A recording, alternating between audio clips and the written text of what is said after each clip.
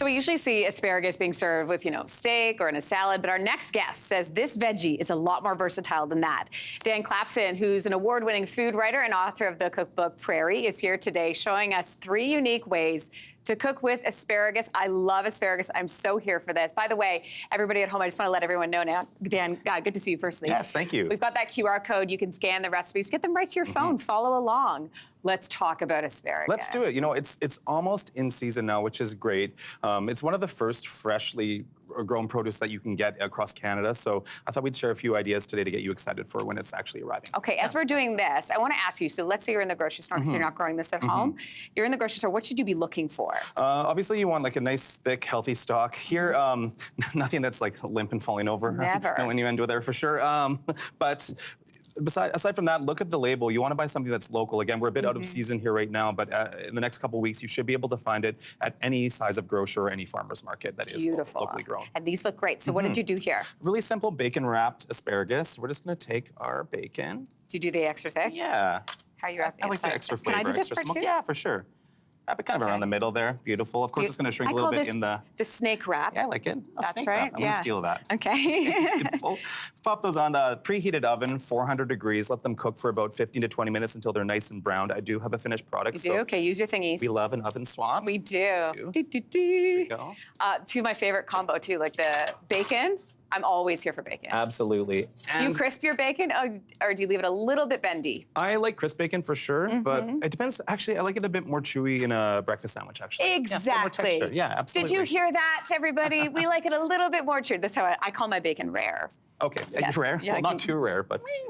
This looks perfect, though. Okay, so you're going to plate it. And then what is accompanying This is a sea buckthorn aioli. So sea buckthorn is a very common berry in the prairies. It grows in different parts of Canada, but primarily in Saskatchewan. And the reason for that is because way back in the day, in the olden times, they were looking for trees or shrubs that were really sturdy to provide shelter belts to crops, and sea buckthorn shrubs supply that. Later, they found that the berries themselves are edible, high in vitamin C, and now it's become quite the little industry. Okay, and do you drizzle it, or is it you can drizzle it, or you can dunk right in. Can we try? Yeah, let's Can go I try for it. one? Yeah.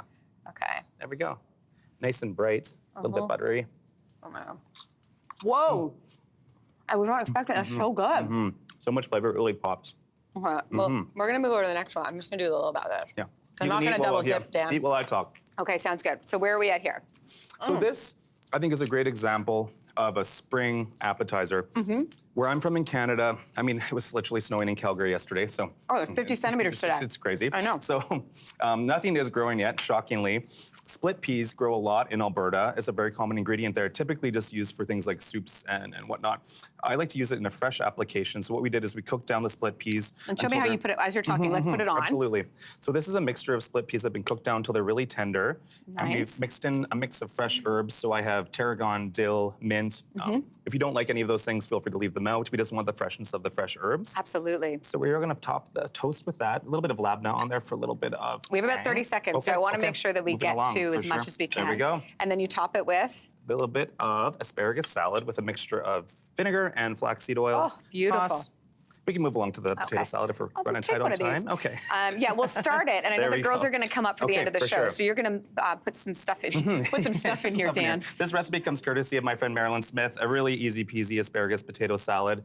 The flavor comes from the arugula pesto, a crunch from the onions, and then obviously salt from the Kalamata olives. I mix that all together. And this is the sneaky great ingredient, right? Exactly. This has all of the flavors in there. Beautiful color. And again, with these greens, when things are not really growing to the farm yet, this you can find like a greenhouse grown, of course. So. It looks absolutely stunning. Okay, we're going to mix this up in the commercial break. Will you stick around for the end so we can all try this? I think I will. Okay, thanks, Dan. Again, that QR code's there for you to follow along and you to make this at home. It doesn't get much fresher than this. No, it doesn't. We'll be back in about 2 minutes. That looks really good. Should I put the other part on top of this? Yeah, I think so. Okay, we'll be back. Hey, thanks for watching. If you liked this, be sure to subscribe here, or you can check out more Your Morning videos right here.